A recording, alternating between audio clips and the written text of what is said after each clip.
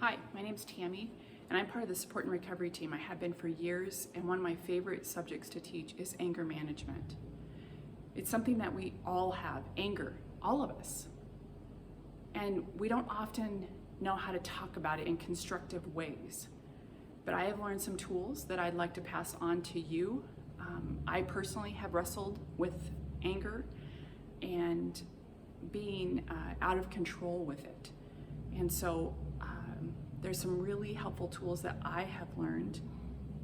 And I was raised in a home where I would say that I was raised by anger. And it felt like it was the only acceptable emotion. So I had to learn how to have other emotions and to deal with anger so that it wasn't eating me alive.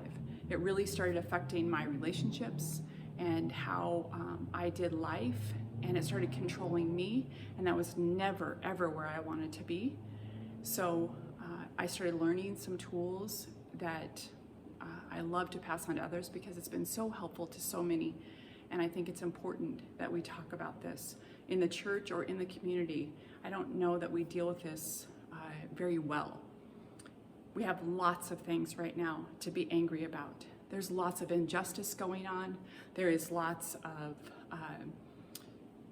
isolation and fear and all those kinds of things that can tend to bring out anger in us. I know for me, when I feel helpless to change things, I tend to get angry. It's my go-to response. I wish it weren't, but it is. And even though I have learned tools, sometimes it gets the best of me just like everyone else. And I thought it was really helpful to have some visuals for us to walk through this tonight. I'm going to talk about one verse, some helpful tips, and some very important principles so that we can tackle this whole issue of anger. We don't have very long, and so I want to make sure that we get through all of it. It's really hard to condense this down into one short little teaching, but I'm going to try. So, what does anger affect? What? It actually affects our entire body. So you guys know that feeling, right? Something happens and then all of a sudden, poof, you have this explosion inside of you, or it just rises and you think it came out of nowhere. We think that it came out of nowhere, but the more we learn to identify where it starts, the better we can manage it. And that becomes very helpful. So the things that it affects is our body, our heart, our mind. It actually starts a process, fight, flight, or freeze inside of us that we want to fight, we want to flee and run away.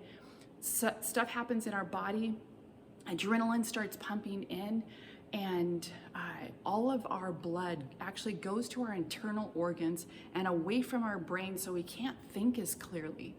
And you can actually do a couple of things to stop that process.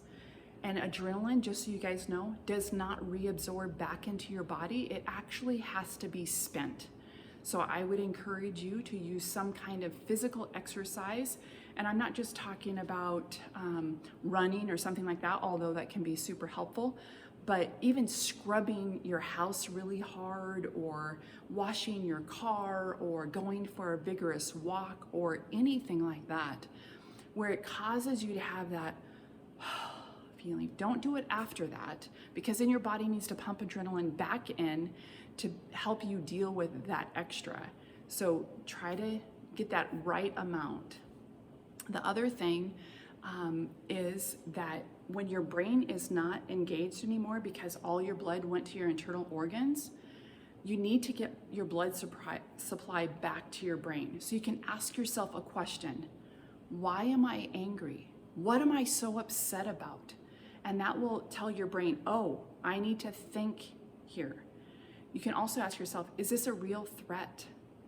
And it will help you to start thinking and getting some thinking skills back into your brain.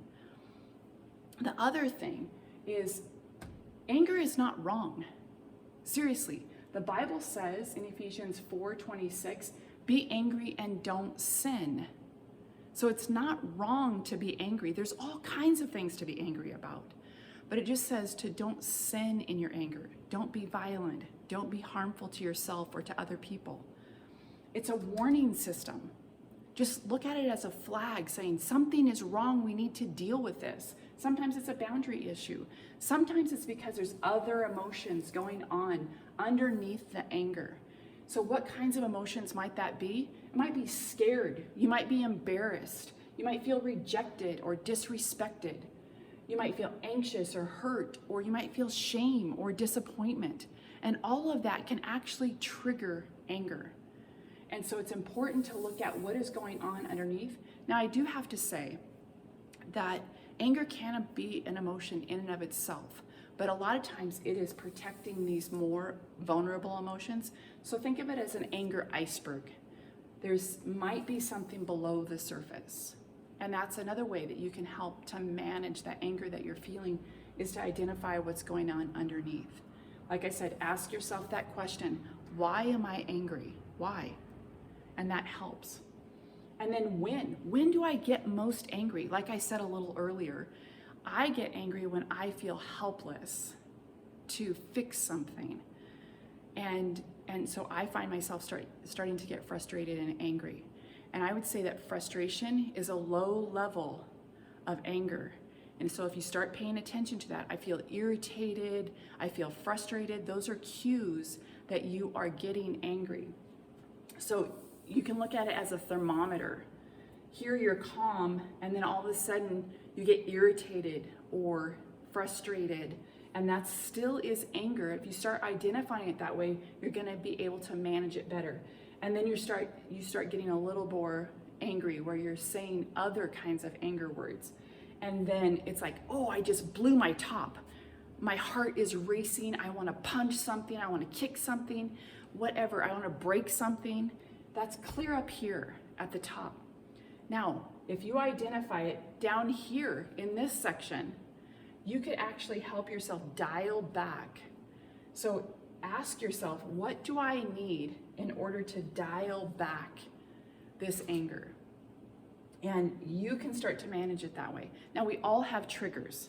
Triggers are not wrong either, they just are. And so it's important when you two people have triggers, you get this spark, right? And then you're off to the races, it can feel like. But if you start identifying those triggers, then you will be able to manage it much better. Here's a great analogy, or a great acronym that helps. It's called HALT. So, am I hungry? You know how many of us can get hangry? Am I angry? Because we might be angry. Am I lonely? Or am I tired? How often when we're really tired and we're just at the end of the day and somebody asks us something or demands something of us or expects something of us, and we're just like, I can't do one more thing. And so then we get angry. So just HALT. That helps you to stop and think about it. Hungry, angry, lonely, or tired. Do a check-in with that. And then we need to sort it out. What kinds of things are making me angry? Sometimes it's because somebody has busted past one of your boundaries. So check it out, explore it. What makes you angry? It might be helpful to grab a notebook, because it's good to write stuff down so that you can look at it in black and white. That way you can start tackling the problem. A really helpful tool that I have learned is to get a piece of paper and put a line down the middle, just like this, and it says what's mine and what's theirs. And then just start listing out in the situation that you're angry about, what is my responsibility? What is their responsibility? Because sometimes we get those confused and we get angry because they're not taking care of something that is theirs, and that's not my business. That's their business. And it's my responsibility to take care of my side of the street, my side of the ledger. And so that is a helpful tool to sort it out and say, why am I getting so angry? Another one, you guys, forgiveness. This has been one of the most freeing things that I've ever done. I tend towards resentment, and I have to keep a close eye on this because it can build up faster than we think. And so And once again, get a notebook. And what I do is I pray and I say, God, would you bring to my mind anyone that I need to forgive? And I just write down the names. I don't judge it or anything. I just write them down. Now that can seem really scary because you're like, a name comes up on the list and you're like, oh no, what do I need to forgive them for? I didn't think I needed to forgive them. Just go ahead and write it down. And then the next thing I do is I say, God, what do I need to forgive that person for? And you might not be ready to do everyone on your list, and you might need 10 notebooks. I don't know. I don't know how long you've been carrying it around. I know for me, anger was like a boulder on my shoulders. And so I really had to dig in and do this work. But like I said, it has been one of the most freeing things that I have ever done. And so doing this forgiveness piece, it helps to go, okay, what do I need to forgive that person for? And be specific. So you're cleaning out the wound, you're cleaning out the closet, whatever you need to do. I like to think of a brick wall, and I'm removing one brick at a time so that I'm not building that wall between me and other people or between me and God. So I say, God, I need to forgive. And even if you don't have a relationship with Jesus at this point, that's okay. You can still do forgiveness work. It still is a principle that works. So what do I need to forgive this person for? I forgive them for betraying me. I forgive them for disrespecting me. So let's go with disrespect for a moment. When they disrespected me, I felt so embarrassed. I felt dismissed or diminished. I felt minimized. And it really caused me to doubt myself and believe that I was worthless. And that's what I'm choosing to forgive them for. Lots of times we want to say, help me forgive. Forgiveness is a choice. It's not a feeling that we're going after. It really is freedom. And so you can do this. You can go, I'm going to forgive them for this specific thing. And be thorough. Do it as often and as much as you need to. I like to put a few bricks in my bedroom so that I think of that every single day. Like, is there bricks that I need to take out of that wall? Because I tend towards resentment. I tend towards unforgiveness. And that's just one of my Achilles heels. And I'm being honest about that. So after you have forgiven them, you might go, oh, that feels so much better. You might not at first. And that's okay. You're not seeking a feeling. You're seeking freedom. But once you have done that forgiveness work, you're canceling a debt. You're agreeing not to use that against them in the future. That is what you're agreeing. It is a costly act. But believe me, if you leave it back there after you've done that thorough work, it is incredibly helpful. It helps you to be able to move forward and engage the relationships. Now, what about somebody who keeps hurting you over and over and over again? I say, forgive as many times as you need to. It's for your freedom's sake. It is so helpful. That way, they don't have the power over you. They don't get to decide if you're angry. You get to decide that. You get to decide if you have unforgiveness. So you're actually taking back the control for your own behavior, for your own feelings, for your own thought life, and not handing that responsibility to them.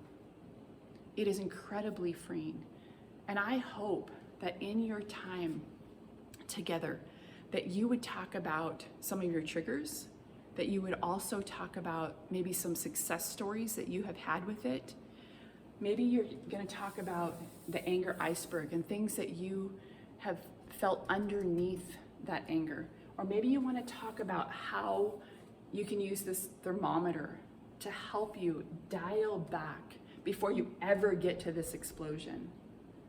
Look at your triggers and then ask for help sorting it out. Ask for perspective. That would be really helpful too. So I hope you have a great discussion in your group time. Have a nice evening.